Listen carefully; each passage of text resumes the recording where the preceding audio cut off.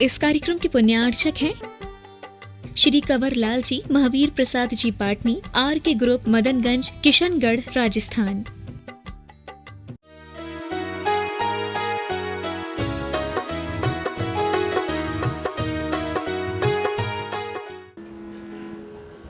पिछले 10 भवों के माध्यम से आपको सुनाई जा रही है। मरुभूति से वह पहला भव शुरू होता है, दूसरा भव उस हाथी की पर्याय में उसका जन्म होता है, तीसरे भव में वह फिर एक देव बनता है और चौथे भव में फिर एक विद्याधर राजा बनता है, पांचवें भव में फिर से वह देव बनता है और छठवें भव में फिर वह एक बहुत बड़ा राजा बनता है जो चक्रवर्ती के रूप में सामने आता है। यह कथा इसी छठवें भव की चल रही है। वज्रनाभि चक्रवर्ती, वह चक्रवर्ती जो दुनिया की 6 खंडों की अथाह अतुल संपत्ति का भोग करने के बाद भी सब कुछ छोड़ते हैं, त्यागते हैं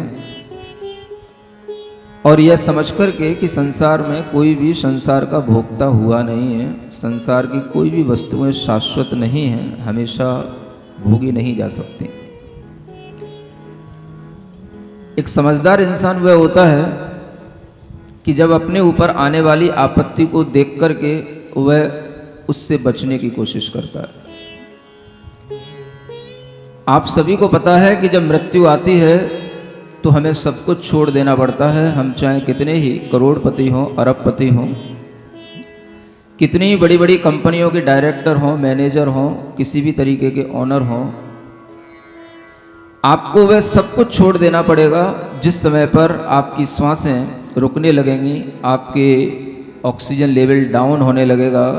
डॉक्टर आपसे कहेगा अब आप वेंटिलेटर पर पहुँचें और यहाँ पर भी पहुँचने के बाद में कोई श्योरिटी नहीं है कि आप अपने घर पर वापस पहुँच सकें। ये क्षण हमने अपने जीवन में सबने देखे हैं और कोरोना ने कुछ ज़्यादा ही दिखाए हैं। शमशान घाट पर भी अर्थियों की इतनी लाइनें लगी हैं कि शमशान घाट भी छोटे पड़ने लगे थे। उम्र का कोई भी तकाजा उस कोरोना के सामने नहीं रहा। 30 वर्ष के, 40 वर्ष के युवाओं की भी मृत्युएं हुई हैं और जो कुछ भी आपने देखा है वो सब तांडव नृत्य एक सीख देता है। हम कितना भी अपने जीवन में पर वस्तुओं को अपना माने, अपनी इच्छाएं, अपनी तमन्नाएं बढ़ाने के लिए हम कितना भी जीवन जिए, लेकिन एक समझदार इंसान जब मृत्यु को अपने निकट देखता है तो वो अपने पास में आ जाता है और जो चीज़ें हमसे छूटने वाली हैं उन्हें वो पहले ही छोड़ देता है। इसका नाम समझदारी है और कोई बहुत बड़ी चीज़ नहीं है। त्याग, तपस्या कोई बहुत बड़ी चीज़ नहीं है जिसे हम दुनिया का आश्चर्य समझते हैं। सिर्फ इतनी सी बात है, जो चीज़ हमसे छूटने वाली है उसे हम पहले ही छोड़ दें। और वो समझदारी उसी तरह से हो सकती है जिस तरह से यहाँ पर वज्रनाभि चक्रवर्ती दिखा रहे हैं। आपको आपके सामने बैठे हुए संत भी समझदारी के रूप में आपके सामने होते हैं। आज जो गुरुजन आपके सामने होते हैं वो भी आपको यही उपदेश दिया करते हैं। लेकिन आपकी स्थिति शायद उस बिल्ली की तरह होती है जिस बिल्ली के लिए अगर कभी मलाई खाने को मिल गई हो, दूध पीने को मिल गया हो और उसने अपना मुंह उसमें अगर डाल रखा हो तो फिर उसके ऊपर कितने भी डंडे लगाओ, कितने भी कुछ करो, वो बिल्ली अपना मुंह नहीं छोड़ती, वहां से हटाती नहीं। ऐसा होता है कि नहीं होता है? वह इस बात की चिंता नहीं करती कि मेरे ऊपर कोई पिटाई हो रही है, मुझे क्या हो रहा है। उसे दूध पीना है तो दूध पीना है, उसे मलाई चाटना है तो मलाई चाटना है और वो डंडा खाती रहती है। और इस तरह से हर व्यक्ति के लिए वो एक उपदेश देती है, दृष्टांत के रूप में सामने आ जाती है कि संसार में संसारी प्राणी भोग विषयों में इसी तरह से लीन होता है। मृत्यु समझ लेता है, मृत्यु को प्राप्त कर लेता है, मृत्यु को से भी अपना जीवन छुड़ाने की कोशिश नहीं करता, लेकिन जो विषय भोग उसको मिल रहे हैं उन्हें वह छोड़ना नहीं चाहता। यही स्थिति आज हर संसार के प्रत्येक प्राणी की बनी हुई है। पारसनाथ भगवान का जीवन मरुभूति से शुरू हुआ, आज वज्रनाभि चक्रवर्ती तक चल रहा है। असंख्यात वर्षों का देव पर्याय का जीवन भी निकला है, करोड़ों करोड़ों वर्षों के ये मुनि जीवन भी निकले हैं। और आप देख रहे हैं कि ये सब सृष्टि की अनादि और अनंत रचना के साथ ही संभव है, जिसे आज का विज्ञान एक छोटी सी गेंद कहता है दुनिया को। अगर आपके दिमाग में वो ग्लोब ही दुनिया होगी, वो गेंद ही अगर दुनिया होगी, तो आपका दिमाग कभी भी उस लेवल तक नहीं पहुंच सकेगा जहां तक पारसनाथ भगवान का पहुंचा, जहां तक हम आपको पहुंचाने की कोशिश कर रहे हैं। क्योंकि उस ग्लोब में ना तो कोई स्वर्ग है ना कोई नरक है। Hells and heavens are only present in your dictionary, not in your mind, not in your belief. स्वर्ग और नरक वो केवल आज आपकी डिक्शनरी में लिखे हुए हैं, लेकिन आज हर व्यक्ति को ये पढ़ाया जाता है, सिखाया जाता है, बोले स्वर्ग और नरक क्या होते हैं। आज अगर आप सुख से जीवन जी रहे हो, स्वर्ग का जीवन है। आज अगर आप दुखी जीवन जी रहे हो, नरक का जीवन है। इतना ही नहीं होता। अगर इतना ही सब कुछ होगा तो ये कथाएं सब बोकस हो जाएंगी। अगर इतना ही सब कुछ होगा तो फिर जीव अपना पुण्य और पाप का फल कहीं नहीं भोग पाएगा।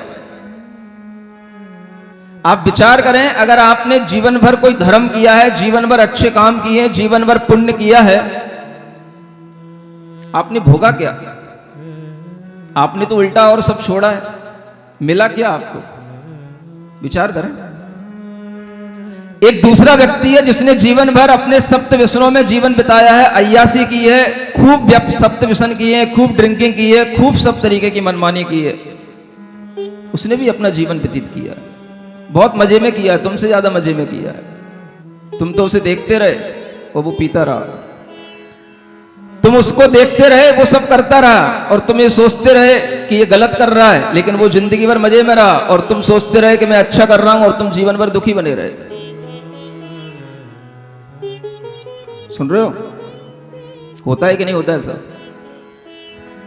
अगर हमने अपने जीवन में कुछ अच्छा किया है और किसी ने अपने जीवन में बुरा किया है, और हमें यहां दिखाई दे रहा है कि जीवन में बुरा करने वाला व्यक्ति फल फूल रहा है, और जो धर्म के साथ चल रहा है, सज्जनता के साथ चल रहा है, वो आज भी दुखी है, कल के सुख की क्या चिंता की जाए? कल तो किसी ने देखा ही नहीं है, कल तो कुछ होता ही नहीं है, स्वर्ग और नरक कुछ होते ही नहीं है। आज ही तो है जो कुछ भी है। बड़े बड़े थिंकर्स, बड़े बड़े मोटिवेटर्स आपको यही सिखाने आते हैं,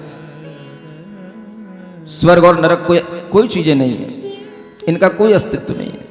आज के विज्ञान के द्वारा खोजी गई दुनिया में कहीं कोई स्वर्ग और नरक नहीं है। बताओ तो कहीं हो तो। वो ग्लोब जो आपकी टेबल पे रखा हुआ गेंदनुमा घूमता रहता है, उसमें कहीं स्वर्ग और नरक नहीं है। क्या दुनिया सीखी, क्या दुनिया देखी, क्या दुनिया पे आपने विश्वास किया? अगर दुनिया में कहीं स्वर्ग और नरक नहीं है, तो सिर्फ मैं एक इतनी सी बात पूछना चाह रहा हूं कि जो व्यक्ति एक सज्जनता से जी रहा है, अच्छाई से जी रहा है, अच्छे कर्म करने के साथ जी रहा है, उससे अपने कर्मों का फल क्या मिल रहा है? वो तो दुखी हो रहा है। और एक व्यक्ति जो सब तरीके की लूटपाट कर रहा है, सब तरीके की अराजकता कर रहा है, सब तरीके के व्यभिचार कर रहा है, वो मस्त है। अगर स्वर्ग और नरक कहीं नहीं है, तो दुनिया में कभी कोई व्यक्ति सज्जनता के काम करने की कोशिश ही नहीं करेगा। अगर स्वर्ग और नरक की कहीं कोई व्यवस्था नहीं होगी, तो दुनिया में कोई भी व्यक्ति अच्छे काम करने का मन ही नहीं बनाएगा। क्यों करेगा? अगर इतना ही जीवन है, तो जैसे हम जी सकते हैं अपने मनमानी तरीके से, हमें वैसे जीना है। हमें क्यों तरह तरह से धर्म सीखना है, परेशान होना है, घंटों घंटों तक पारस भगवान की कथा सुनना है, और सुनकर के भी हमारे अंदर अगर कोई विश्वास नहीं पैदा हुआ, तो कथा से भी क्या मतलब होगा? स्वर्ग और नरक की व्यवस्थाएं जिस ढंग से जैन दर्शन के अंतर्गत बताई गई हैं, इतनी सही सटीक व्यवस्थाएं आपको किसी भी धर्म ग्रंथ में नहीं मिलेंगी। और ये स्वर्ग और नरक की व्यवस्थाएं ही वो व्यवस्थाएं जिसके कारण से आपको अगर आज कुछ अच्छा करने को मिल रहा है, और आज अगर आपको सुख नहीं मिल रहा है, तो वह सुख अगर आगे जाकर के कहीं मिलेगा, तो वह उन्हीं स्थानों पर मिलेगा जिनका नाम स्वर्ग है। और जो आज बुरा कर रहे हैं, तरह तरह के हिंसाएं कर रहे हैं, अत्याचार कर रहे हैं, व्यभिचार कर रहे हैं, लूटपाट कर रहे हैं, वो अगर अपने बुरे कर्मों का फल भोगेंगे तो क्या भोगेंगे, कहां जाकर के भोगेंगे? बताओ, कौन सी जगह है? मरना कौन सी बड़ी बात है? वो भी मरेंगे, तुम भी मरोगे, सब मरेंगे, उसमें मरने में कौन सी बड़ी बात है? अगर किसी को फांसी भी लग गई तो सोच लेगा भाई फांसी में क्या होता है, एक झटके में निपट जाता आदमी, क्या फर्क पड़ रहा है? तुम एक्सीडेंट में मर रहे हो, तड़प तड़प के मरोगे, वो फांसी में एक झटके में मर गया। सोचेगा आदमी बहुत पाप कर लो, मरने से क्या डरना है, एक कोई भी दवाई खा लेना, कुछ भी सुसाइड करने के लिए कुछ भी पॉइजन ले लेना, सब ठीक हो जाएगा, क्या फर्क पड़ रहा है? एक झटके में प्राण निकल जाएंगे, तुम मरते रहो, तुम्हें जो करना है सो करते रहो, इसके बाद क्या होगा? सुन रहे हो? ये जीव जो असंख्यात वर्षों तक स्वर्गों में रहते हैं, सागरों पर्यंत आयु तक का भोग करके वहां से उतर के आते हैं, ये सृष्टि तब से बनी हुई है, कब से बनी हुई है, कौन से इसकी शुरुआत है, कब की बातें हैं ये? दिमाग खोल के रखो। इस साइंस ने तुम्हें जितना धोखा दिया है उतना जिंदगी में आज तक इस दुनिया पर, इस अर्थ पर किसी ने धोखा नहीं दिया। और साइंटिफिक वे के साथ में मैं आपको बता रहा हूं, अगर कोई भी साइंस अगर हमारे लिए प्रूव कर दे कि यहां पर स्वर्ग है, यहां पर नरक है, तो हम समझें कि साइंस ने कुछ खोजा है, कुछ देखा है। अगर नहीं है तो ये शब्द डिक्शनरी में ही क्यों लिखे हुए हैं, इनका मतलब ही क्या है? और अगर इनका मतलब केवल इतना ही है कि आज अगर हम जी रहे हैं, अच्छे ढंग से जिए तो स्वर्ग में है, अच्छे ढंग से मरे तो हम स्वर्ग में हैं, और अगर हम अच्छे ढंग से नहीं जी पाए तो हम नरक में हैं, तो तुमसे अच्छे तो वो लोग हैं जो 5 स्टार होटलों में एंजॉय कर रहे हैं। तुम क्यों यहां बैठे हो? जाओ वहीं पे। नहीं समझ आ रहा है? तुम क्यों यहां बैठे हो? क्या सोच के बैठे हो? मुझे तो लगता है सब बुद्धू बने बैठे हैं और सब बुद्धू हैं। अगर आपके मन में स्वर्ग का, नरक का विश्वास नहीं है, आप पार्श्वनाथ कथा की कथा का भी एंजॉय कर रहे हो, आपको यह भी लग रहा है कि मैं जैन हूं, आपको यह भी लग रहा है कि मैं धार्मिक हूं, आपको यह भी लग रहा है कि हाँ कथा बिल्कुल सही चल रही है, और आपको यह भी लग रहा है कि स्वर्ग और नरक कहीं कुछ है ही नहीं है, तो मैं समझूंगा आपसे बड़ा बुद्धू दुनिया में कोई नहीं है। सुन रहे हो? कितने ही पढ़े लिखे बने रहो, जब तक आपको अपनी इंद्रियों से परे, अपने माइंड से परे चीजों का अस्तित्व का ज्ञान नहीं होगा, तब तक आप कभी भी पूर्ण ज्ञानी बन ही नहीं सकते, आपके अंदर परफेक्ट नॉलेज आ ही नहीं सकती। स्वर्ग की बातें, नरक की बातें अगर आपको सही ढंग से समझना है तो यहां आपको समझाया जा रहा है, और इन स्वर्गों नरकों में ही वो जीव जाकर के अपने सागरों पर्यंत, पल्य पर्यंत असंख्यात वर्षों की आयु व्यतीत करता है, लेकिन वहां से भी चय करके, वहां से भी उतर करके जब वह अपना दूसरा जन्म लेता है तो इसी धरती पर जहां पर जीवन होता है वहीं पर आकर के जन्म लेता है।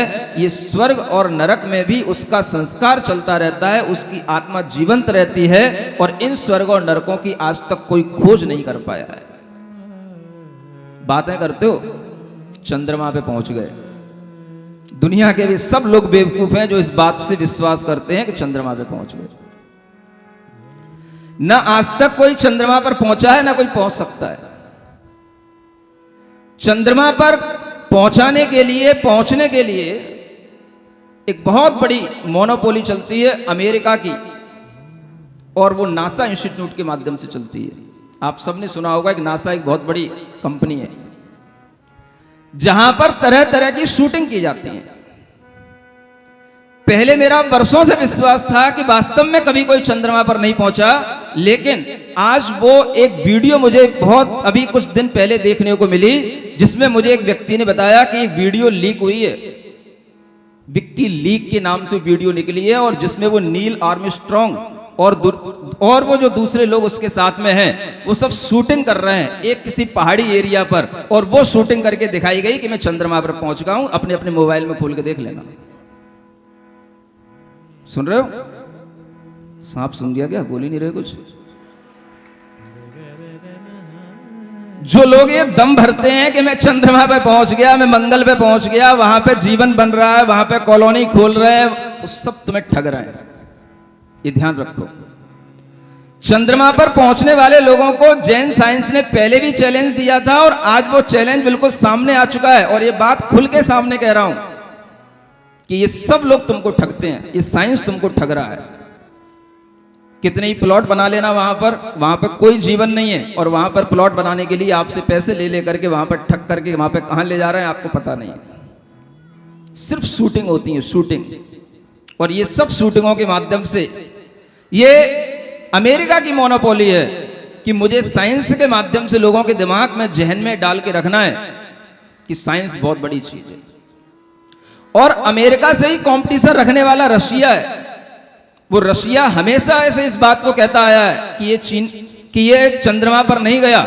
और रशिया ने एक बुक भी निकाली थी, we never went to the moon, लेकिन उस बुक को बैन करा दिया गया। एक उसने फिल्म भी बनाई थी, वो भी बैन करा दी गई। और आज वो सब चीजें लीक हो रही हैं। विकी लीक पर आप ये सब चीजें देख सकते हो कि जिसमें वो सब चीजें शूटिंग करते हुए दिखा रहे हैं कि वो हम चंद्रमा पर पहुंच गए, उसकी शूटिंग की गई है और वो दिखाया गया।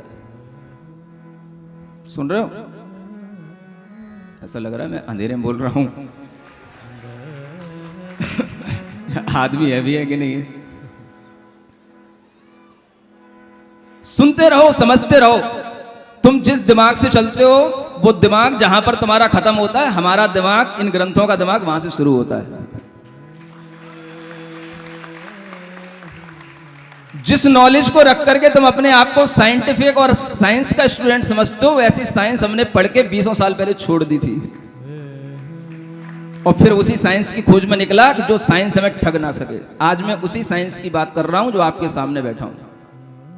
मैं कभी भी अनसाइंटिफिक बात नहीं करता, लेकिन मुझे पता होना चाहिए कि वो चीज हमारे दिमाग में किसी ना किसी रूल के तहत, किसी ना किसी कारण और कार्य की व्यवस्था के तहत हमारे सामने आनी चाहिए। अगर हम ये मान के चल लें थोड़ी देर के लिए कि संसार में कोई स्वर्ग और नरक नहीं है, तो मैं कहता हूं इस संसार में पाप ही पाप होगा और उस पाप का फल भोगने का कोई स्थान नहीं होगा।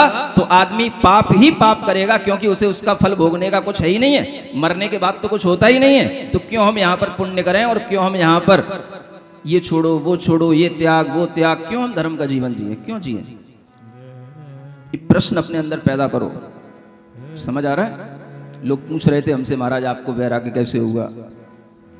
मेरे दिमाग में भी इसी तरीके के प्रश्न आते थे।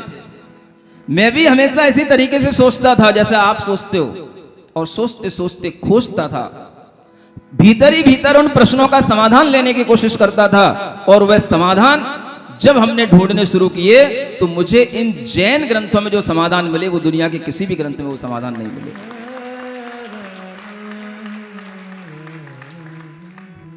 आपको ये पता होना चाहिए कि हमारा विश्वास अगर इस छोटी सी दुनिया में समट करके रह जाएगा कि ये दुनिया में जो ग्लोब दिखाया जाता है बस इतनी सी दुनिया है, जो दुनिया खोजनी बस उतनी सी दुनिया है, जो ये अंतरिक्ष पे थोड़ा सा मिट्टी पानी दिखा देते बस उतनी सी दुनिया है, तो तुम क्या समझोगे?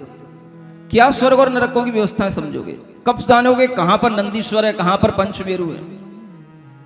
ये सब चीजें अपनी अपनी जगह पर स्थायी हैं, स्थित हैं, लेकिन हमारी बुद्धि, हमारा पुण्य, हमारा भाग्य इतना छोटा चल रहा है कि हम इन चीजों तक पहुंच नहीं सकते। हमें देखना है कि जो लोग आत्म साधना करते हैं उन्हें अपनी आत्म साधना से सब चीजें प्राप्त होती हैं, उन्हें सब चीजें दिखाई देती हैं। और जब ऐसे जीव स्वर्गों में पहुंचते हैं तो उन्हें पंचमेरु, नंदीश्वर सब यात्राएं करने को मिलती हैं, क्योंकि उनके पास में वो दिव्य शक्तियां प्राप्त हो जाती हैं जो हमें कभी भी भौतिक शक्तियों से उन यात्राओं को हम प्राप्त नहीं कर सकते। ये सीखना है। आज अगर आपके सामने कथा रखी जा रही है तो ये कथा जितनी प्राचीन है उतनी आज भी ये उतनी उपयोगी है जितनी प्राचीन काल में थी। और आप भी अगर जीवन जीने के बाद में, अच्छा जीवन जीने के बाद में कहीं पहुंचोगे तो वहां पहुंचने के बाद में आपको ये कथा सबसे पहले याद आएगी, ये माहौल सबसे पहले याद आएगा कि हाँ मुझे सही बताया गया था। आज मैं स्वर्ग में बैठ करके देख रहा हूं कि इस कथा के माध्यम से ही मुझे स्वर्ग में आज पहुंचना मिला, क्योंकि मैंने अपना विश्वास अच्छा किया था, इसलिए आज अच्छे स्वर्ग में मेरी उत्पत्ति हुई। ये आपको विश्वास बदलना है अपने भीतर का। ज्ञान से कुछ नहीं होता है, और आज का ज्ञान तो कोई ज्ञान नहीं है, सिर्फ जानकारियां हैं गूगल आंटी की, बस और कुछ नहीं है। उसमें जो फीड कर दिया गया बस वो ऑथेंटिक हो गया, कोई नॉलेज नहीं किसी के पास में कुछ भी। और उसी नॉलेज पर अगर आप डिपेंड हो, उसी पर अगर आप पूरा बिलीव करते हो, तो आप अपनी जिंदगी में कभी कुछ नया नहीं सीख सकते, अपनी जिंदगी में कभी कोई चेंज नहीं ला सकते। ये चैलेंज दे रहा हूं मैं सबके लिए, कह रहा हूं जो पढ़े लिखे लोग हैं वो और ज्यादा खोजने की कोशिश करें। मेरे पास आए, मुझसे पूछें, मैं बताऊंगा आपको इन सब चीजों की मिस्ट्री क्या है, इन सब चीजों की हिस्ट्री क्या है। आप अपने दिमाग में मान करके चलें कि अगर व्यक्ति का जीवन अनादिकाल से चला आ रहा है, तो वो अनादिकाल से तभी चल सकता है जब इस सृष्टि की कोई शुरुआत ना हुई हो। कितनी बेवकूफी भरी बातें आप लोग विश्वास करते हैं, सुनते हैं, पढ़ते हैं। सीबीएसई के एग्जाम होते हैं और उसी के पाठ्यक्रम में सब चीजें लिखी रहती हैं। पहले यहां पर एक आग का गोला था, गोला ठंडा हुआ, उसमें से कुछ और छोटे छोटे से गोले निकल गए, जो गोला ठंडा हो गया वो गोला इस अर्थ के रूप में, पृथ्वी के रूप में सामने आ गया। बारिश हुई, बारिश होने के बाद में जो हिस्सा चपटा रह गया, समतल हो गया, वहां पर तो लोग रहने लग गए, और जहां पर गड्ढे थे, ऊंचा नीचा था, वहां पे पानी भर गया, वहां समुद्र बन गया। ये पृथ्वी की रचना हो गई। कैसी बेवकूफी भरी बातें जिन्हें हम विश्वास करते हैं, जिनके ऊपर हम बड़ी बड़ी बीटेक और एमटेक की डिग्रियां लेते हैं। सीबीएसई और न जाने कौन कौन से पैटर्न के कोर्स पढ़ पढ़ करके हम अपने दिमागों में कचड़ा भरते हैं। क्या सारा इन चीजों में? क्या कभी सृष्टि केवल एक गोले के रूप में थी, आग के गोले के रूप में थी? उससे पहले कुछ नहीं था, कोई जनजीवन नहीं होता। अचानक से हम कहां से पैदा हो गए? अचानक से ये जीव कहां से आ गए? ये अजीव पदार्थ कहां से आ गए? अगर उससे पहले कुछ नहीं था तो किसने ला करके सब पैदा कर दिया? कौन सा भगवान आ गया? कौन सा खुदा पैदा हो गया जिसने आकर के सब चीजें बना दी? और हम सब विश्वास करते हैं, पढ़ते हैं, लिखते हैं, लेकिन कभी भी अपने आप के दिमाग से नहीं सोचते क्या ऐसा हो सकता है।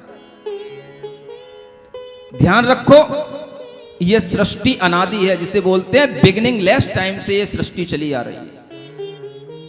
अगर आपके दिमाग में बात आ गई कि सृष्टि का प्रारंभ हुआ है, समझ लेना आपसे ज्यादा फूल और आपसे ज्यादा मिथ्या बुद्धि रखने वाला कोई दुनिया में व्यक्ति नहीं है।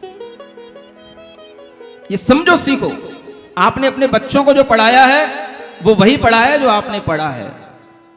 लेकिन आज सब लोगों को, चाहे वो छोटे हों, बड़े हों, युवा हों, सब यहां बैठे हैं, आज सबको कुछ नया पाठ पढ़ना है।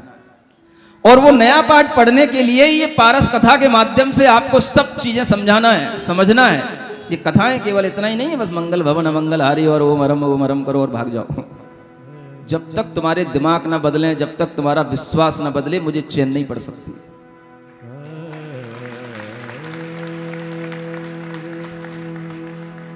केवल हंगामा खड़ा करना मेरा मकसद नहीं है, केवल हंगामा खड़ा करना मेरा मकसद नहीं है। मेरा मकसद है तुम्हारा विश्वास बदलना चाहिए, मेरा मकसद है तुम्हारी जिंदगी भीतर से बदलनी चाहिए। ये पारस कथा, कितने ही आप पारसनाथ भगवान के अर्घ चढ़ा लो, लेकिन जब तक तुम्हें इस पारस कथा के एक एक पॉइंट पर, एक एक भाव पर विश्वास नहीं होगा, और इस तरह की बात जो यहां बताई जा रही है उस पर विश्वास नहीं होगा, तब तक तुम्हारे लिए कोई भी अर्घ, कोई भी मूर्तियां कुछ नहीं कर सकेंगे। ये सोच करके हमें कथा आगे पढ़ना है। आगे भी पढ़ना है कि नहीं, कि मैं अपनी कथा कहता रहूंगा? अब बड़ा मुश्किल है। एक इस दुनिया की कथा है और एक इस दुनिया की कथा है। जो दुनिया की कथा उसके सामने ला रहा हूं, दुनिया को कहीं ना कहीं मैच तो करना पड़ता है। तो समझें, हम इस कथा में आज वहां खड़े हैं जब वज्रनाभि जैसे बड़े बड़े चक्रवर्ती भी सब कुछ त्याग करके दिगंबर मुनि बन करके आत्म साधना में लीन है। और वो वही आत्म साधना है जो अनादिकाल से चली आ रही है। आज भी उस साधना के जो हमें प्रतिरूप दिखाई पड़ते हैं, वही 28 मूल गुण, वही 22 परिचय, वही 12 तप, यही अनादिकाल से साधना के साधन चले आ रहे हैं। और वही साधन उन पार्श्वनाथ भगवान ने अपने पिछले जन्मों में कई बार अपनाए। याद करते रहो आप। और वही साधन आज वो फिर अपना रहे हैं। हम उस कहानी को आगे बढ़ाते हैं। मंगल भवन अमंगल हारी, पारसनाथ जगत हितकारी, सुख संपत सब ही घर आवे, पारस कथा भविक जो गावे। पेज नंबर 18 पर आप पढ़ सकते हैं। 12 विधि दोधर तप करे, 10 लाक्षणी धर्म अनुसरे। पढ़े अंग पूरब सुति सार, एकाकी विचरे, ग्रीष्म काल बसेंगे ऋषिश, वर्षा में तरुतल मुनि ईश। शीत मास तटनी तट रहे, ध्यान अगनि देख नहीं रहे। एक दिना वन में थिर काय, जोग दिए ठाड़े मुनि राय। कमठ जीव अजगर तन छोड़े, उपजो छटे नरक अति स्थिति सागर 22 प्रमाण, देखे दुख जाने भगवान। पूरन आयु भोग कर मर्यो, बनी गुरंग भील अवतर्यो। काल स्वरूप बदन विकराल, वनचर जीवन को क्षय काल। धनुष बाण लिए निज पान, भ्रमे मास लोभी बन ठान। सो पापी चल आयो तहाँ, योगारूढ़ खड़े मुनि जहाँ। शत्रु मित्र सो सम कर भाव, लगे आप में शुद्ध स्वभाव। कुमकुम कादो महल मसान, कोमल सेज कठिन पाषाण। कंचन काच दुष्ट अरुदास, जीवन मरण बराबर जास। निर्ममत तन की सुध नाही, सातों भय वर्जित उर माही। देखी दिगंबर को प्यो नीच, कंपित अधर दवा तल बीच। तान कमान कान लौलई, तीखन शर मार्यो निर्दयी। मुनिवर धर्म ध्यान आराध, दुख में धीरज तज्जो न साध। दर्शन ज्ञान चरण तप सार, चारों आराधन चित धार। देह त्याग तब भयो मुनिंद्र, मध्यम ग्रहण इंद्र।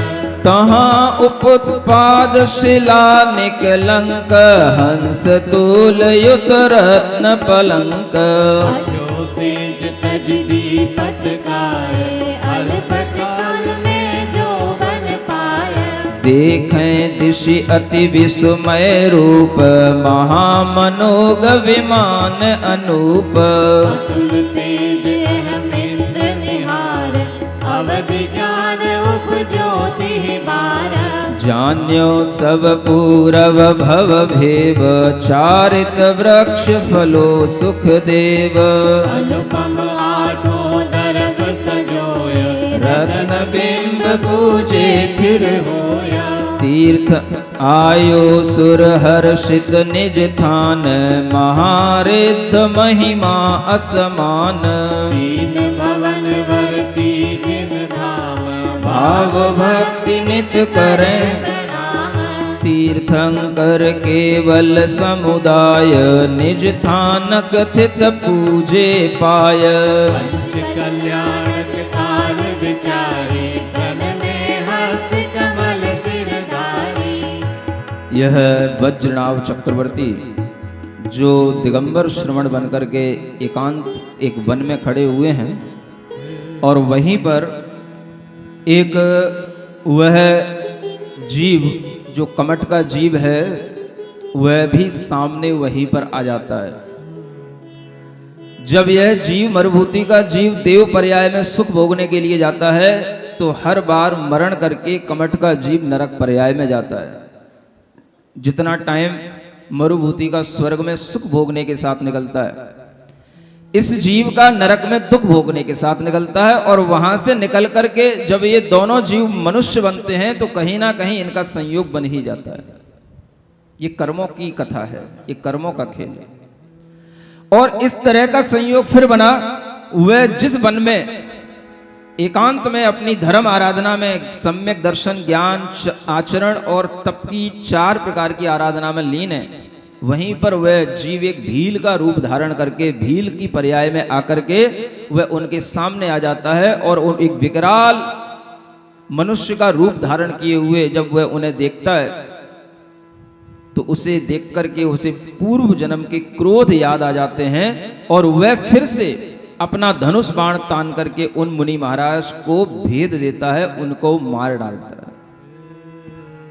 लेकिन मुनि महाराज शरीर को अपना न समझ करके, शरीर को विनाशिक समझ करके उस शरीर को छोड़ देते हैं और आत्मा के सम्यक दर्शन, सम्यक ज्ञान, सम्यक चारित्र और सम्यक तप, यही आत्मा के गुण हैं, यही आत्मा का सार है। अपनी आत्मा में लीन हो जाते हैं और शरीर की मृत्यु को कुछ न समझते हुए वो अपनी आत्म आराधना में ही लीन रहते हैं। क्षण भर में ही आत्मा शरीर को छोड़ देता है और देह को त्याग करके वह मुनि महाराज मध्यम ग्रैवेग में 16वें स्वर्ग से भी ऊपर ग्रैवेग विमान होते, वहां पर जाकर के वह अहमिंद्र का जीवन जीने लग जाते हैं, अहमिंद्र देव बन जाते हैं।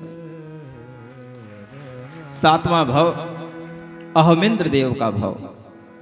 उत्पात शिलाएं होती हैं, वहां पर वह जीव जन्म लेते ही एक अंतर मुहूर्त में युवा की तरह बन करके बैठ जाता है और उन देवों के लिए शरीर में वृद्धि क्रम क्रम से नहीं होती जैसे मनुष्यों की होती है। अभी छोटे हैं, घुटनों के बल घिसट रहे हैं, पेट के बल घिसट रहे हैं, 2 महीने 6 महीने लगेंगे तब बड़े हो पाएंगे, फिर 1 साल 2 साल तक फिर ऐसे ही मुंह में अंगूठा डाले घूमेंगे। ऐसा नहीं होता। फिर धीरे धीरे बड़े होंगे, तब फिर थोड़ा सा फिर दिमाग खराब होएगा, फिर अपोजिट सेक्स की तरफ झुकाव होएगा। ऐसा धीरे धीरे नहीं होता, वहां सब एक साथ हो जाता है। एक अंतर मुहूर्त माने विदिन 48 मिनट्स सब कुछ हो जाता है और वह युवा बनकर के बैठ जाते हैं। जैसे ही उन्हें अपनी सुध आती है तो वो सबसे पहले अवधि ज्ञान से यही देखते हैं कि मैं यहाँ पर जन्म कैसे लिया, और जब देखते हैं कि धर्म की आराधना से आज मुझे 16वें स्वर्ग से भी ऊपर यह मध्यम ग्रैविक के यह स्वर्गों के सुख भोगने को मिल रहे हैं, तो वो सुख क्यों भोगेंगे भला? सुख तो वो पहले से ही त्याग के आए थे, वैरागी थे। सुख भोगना एक मजबूरी हो जाती है उनकी, लेकिन वह अपनी इच्छा से जो करते हैं वो क्या करते हैं? 3 भवन वर्ती जिन धामे भाव भक्ति कर नित करें प्रणाम। क्या कर सकते वहां पर?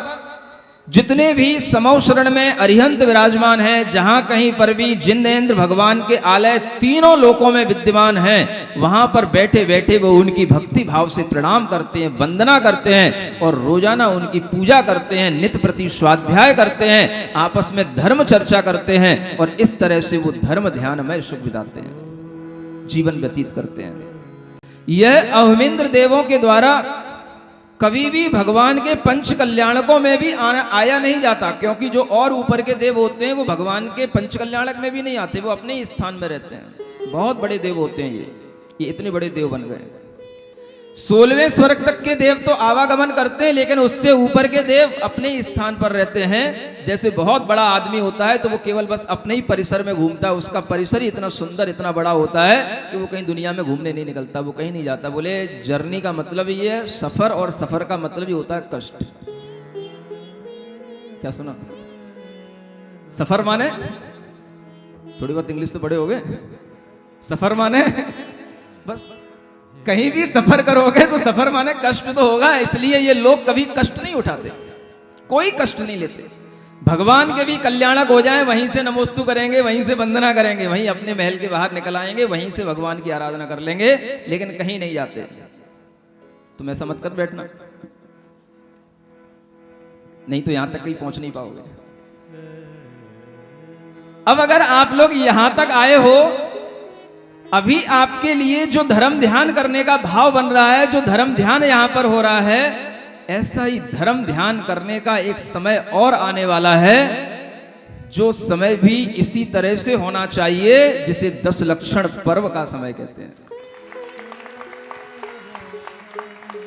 जैसा ये आगरा का माहौल अभी दिखाई दे रहा है, वैसा ही 10 लक्षण पर्व में भी दिखाई देना चाहिए। पंचो, तब मैं समझूंगा कि तुम्हारी पंच, तुम्हारी पंचायत और तुमने जो है इस आगरा में कोई एकता स्थापित कर रखी है। अभी तो तुम अलग अलग शैलियों के लोगों को बुला रहे हो, तब भी बुला सकते हो, लेकिन इन सब शैलियों से एक बार कह देना कि इस बार अपने अपने मंदिरों में कुछ काम ना करें, कोई कार्यक्रम ना करें। इस बार सारा कार्यक्रम यहीं शांतिनाथ भगवान के जिनालय में होना चाहिए। बार बार कहना ना पड़े किसी से, मैंने वो पंडित जी बुला लिए, मैंने वो संगीतकार बुला लिए। एक बात ध्यान रखना, अगर आपको एक बार अपने जीवन में 10 लक्षण धर्म का आनंद लेना है तो इसी तरीके से एकता दिखाना, इकट्ठे होकर के आना, इधर उधर विचलित होने की कोशिश मत करना, इधर उधर जाने का, इधर उधर भागने का कोई भी कार्यक्रम नहीं बनाना। अभी तक मैंने कुछ कहा नहीं तुम लोगों से, शाप तो दे नहीं सकता, मैं दूंगा भी नहीं, कभी भी भूल में भी नहीं रहना, हमेशा प्रेम से ही बोलूंगा, प्यार ही करूंगा। लेकिन जब धर्म का समय आता है उस समय पर वास्तव में जो माहौल होता है, जो पवित्र वर्गणाएं आती हैं, वो इससे भी ज्यादा आनंददायी आपको महसूस होंगी जो आपको आज महसूस हो रही है। ये अपना तेना करना बस छोड़ दो, जिंदगी भर करते रहे हो, जिंदगी भर अपना मंदिर रहा है, जिंदगी भर अपनी समाज रही है। आज एक बात बोलना, बस एक काम, एक समाज, एक जगह, बस एक बात बोलना बस आपको। और वो कौन सी जगह? बस शांतिनाथ भगवान का प्रश्न। मेरे से चिंता मत कर, मैं कहीं छोड़ के नहीं जाऊंगा, कहीं नहीं जाऊंगा मैं अभी, बिल्कुल चिंता मत करना। ना मैं अभी कमला नगर जा रहा, ना कहीं नहीं जा रहा, मैं अभी कहीं नहीं जाऊंगा, समझ आ रहा है? और गया भी तो लौट के यहीं आ जाऊंगा। आपके मन के अंदर ये भाव आज से पैदा हो जाना चाहिए कि धर्म का माहौल हमें एकता के साथ ही बनाने से आनंद देता है। अगर हम अपने आप को तितर बितर बिखर बिखर करके रखेंगे तो हमें कुछ भी आनंद नहीं आएगा। आगे वालों थोड़ा पीछे भी देख लिया करो, देखो गर्दन उठा के पीछे। ये धर्म का माहौल आपको जो आज दिखाई दे रहा है, ये अगले आने वाले दिनों में भी ऐसा ही बना रहे और इसी तरीके का एक धर्ममय वातावरण बना रहे, तो मैं कह सकूंगा दीपावली तक कि आगरा का यह चातुर्मास शानदार ऐतिहासिक चातुर्मास रहा। अभी नहीं कुछ कह रहा, अभी क्यों जयकारा लगा रहे हो?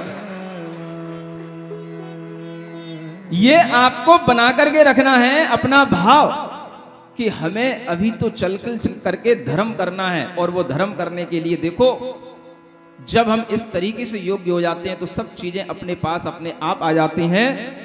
अनाहूत अहमिंद्रगण आवे सहज स्वभाव, धर्म कथा निज गुण कथन करें स्नेह बढ़ाव। कबहीं रत्न विमान में, कबहीं महल मझार, कबहीं वन क्रीड़ा करें मिल अहमिंद्र कुमार। और बास निज बास ते उत्तम दीखे नाही, ताही ते ते अमरगढ़ और कहीं नहीं जाए। भाषा समझ में आ रही है कि नहीं? ये वही ब्रज भाषा है जिस भाषा में आप लोग पले पुसे हो, हैं? और बास निज बास से, अपने स्थान से और दूसरा स्थान कोई अच्छा नहीं दिखता, इसलिए वो कहीं पर जाते नहीं है। प्रीत भरे गुड़ आगरे, सुभग सोम श्रीवंत, सात धात मल सो रहित, लेश्या शुक्ल धरंत। देवों की शरीर में सप्त धातुएं नहीं होती, रक्त नहीं होता, हड्डियां नहीं होती, मांस नहीं होता, फिर क्या होता है? बस जैसे आपने देवी देवियां देखे ना, गुड्डे गुड़ियों जैसे वैसे ही होते हैं, बढ़िया ट्रांसपेरेंट, सब सुंदर शरीर वाले। न कोई शरीर पे बाल होते हैं, न नाखून होते हैं, न किसी तरीके का कोई भी मलमूत्र आदि शरीर में होता है। बिल्कुल शुद्ध स्वच्छ स्फटिक मणि के समान सुंदर निर्मल शरीर होता है।